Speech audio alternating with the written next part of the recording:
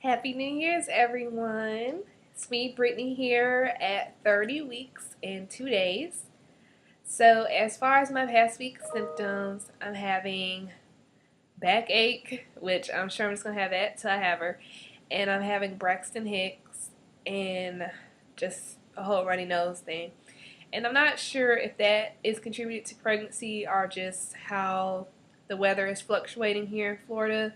We have one day that's 70 degrees and the next day is 30 degrees. Like, we literally barbecued for Christmas this year. This was like the warmest Christmas I've ever had here. So that can contribute to my runny nose too with the temperature changes. I had a doctor's appointment today and I am 141 pounds, so an increase of 21 pounds overall. Blood pressure was good. The urine thing was negative. My fundal height is 31 centimeters, so she's growing like she should. I just thought that was strange that it only went up 1 centimeter in like 3 weeks, but maybe it's just slowing down now since I had such a huge, at 27 weeks I was measuring 30 centimeters, so maybe it's just getting to the rate it should be now. I don't know. And heartbeat was good. It was around 147. So my biggest question and concern for my doctor today was about these Braxton Hicks because they started over the past week. I didn't mention it in last week's video. And they've been sporadic for the most part, but just last night I probably had like 7 or 8 within an hour. It didn't hurt or anything, just my stomach kept tightening. So I asked him about that today. Asked him, should that be reason for concern? Because whenever I read about Braxton Hicks, the main thing that I read is that they're inconsistent. They're not regular. So I didn't time it, but I just know I had quite a bit within an hour. So he did tell me that it's probably not a reason for concern, but he said if I am having a lot together that I do need to go ahead and time them. So if I do have X amount within an hour that are like 5 minutes apart, I do need to contact him or go to the hospital to be monitored because he said that it could possibly be a sign of preterm labor. But I'm praying that's not the case. I'm just praying that I just so happen to have some Braxton Hicks really close together. He said also a baby's movement can cause the uterus to contract in such a way. So he's saying most likely it's not a reason for concern, but they'd rather be safe than sorry. So also he felt on my belly and it feels like she's already head down. But of course that's something he'll continue to check because it's still at a point where she could still turn, but hopefully she will stay that way. The baby shower is in 2 weeks. So I would say at this point I just need to settle on food and discuss with my cousin who's hosting it, discussing the games. She already had like some games in mind, but I'm just gonna see what she was thinking, and then I haven't really looked at things for like co-ed or whatever. But I actually just found out she's gonna go ahead and host it like with her husband, so I have 2 hosts.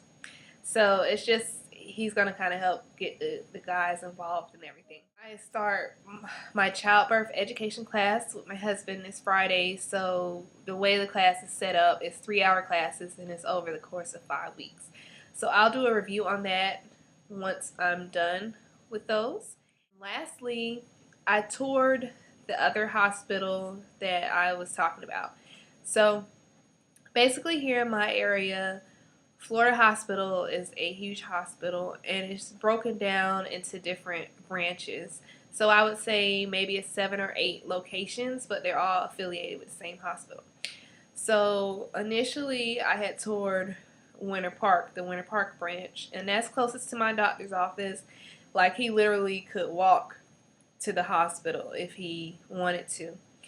So I had bear that in mind because with 5 days during the week, I'm probably more likely to give birth during the week. So I would like that if my doctor's in the office, he is super close. And also with the Winter Park location, their whole thing now is this whole mommy boutique thing.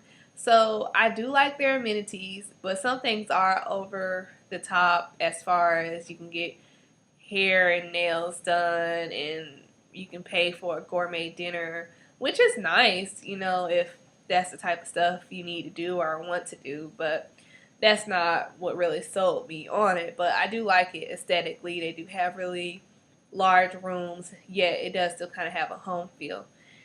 So the one that I just toured is Altamont, which is closest to my house compared to the other hospital. But I don't feel I'll run into an issue where I would have the baby in the car or anything with trying to get to the hospital. But I would say Altamont is like 10 minutes away from my house, whereas the Winter Park one is 20-25 minutes.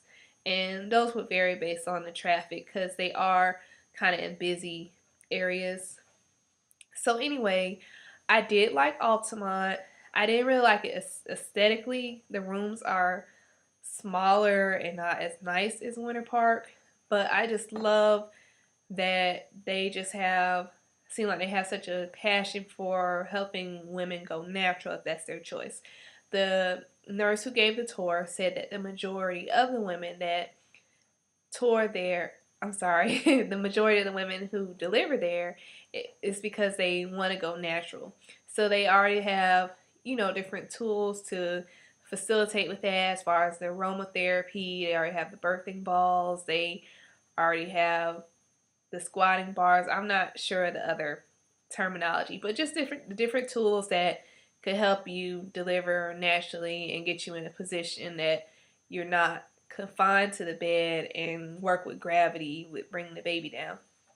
They also have wireless monitoring, which means I could just, if I choose to walk around or I don't want to be limited to the bed, I still can have the baby monitored and everything. Whereas with the other hospital, I would have to do what's called intermittent monitoring, where they might have me hooked up for 15 minutes within the hour, then they would unhook me and I could walk around or whatever. So, and also with Altamont, they actually give a list to refer doulas and midwives. So they're just really big on the natural thing, and they try to deal with low risk births and everything. Just if I go there, well, my doctor said that I would have to switch doctors, but when I talked to the nurse, she said that that's just kind of a doctor thing. Like they kind of know they're not going to be delivering you, they rather transfer you. But she said I could continue to be under his care and then just deliver. Because I mean, I could go to the hospital and my doctor not be available and someone else have to deliver me anyway. So I just think at this point I'm probably not gonna switch doctors, even though I'm not like in love with him. But you know, I can tolerate him. I just feel like I'm kind of late in the game, and I don't know. So I'm debating with the hospitals, but most likely I'll just stick with where I had toured. But since they're all affiliated with the same hospital, I'm in the system, so I could show up at anyone and I'd be taken care of. But you guys can let me know your thoughts on that. And also, when I was asking my doula about it, as far as which one she suggested, and something she told me to consider was looking up she actually sent me the information, but you can actually look up C-section rates for your hospital. And when I was glancing at it, you can do it for like other states, so it's not just limited here. And she said that can kind of give you an idea of if a hospital is more inclined to do whatever they can to help you deliver vaginally, So I thought that was a good point. I thought it was interesting. So Winter Park had a 39 between May 2010 and June of last year. They had a 39% C-section rate, and Altamont had a 36% C-section rate, which it wasn't a huge difference for me. But it was some hospitals here that had like per, rates above 50% and everything. So I thought those were the two best hospitals if I'm looking at it that way. So just food for thought if that's something that you guys want to look up.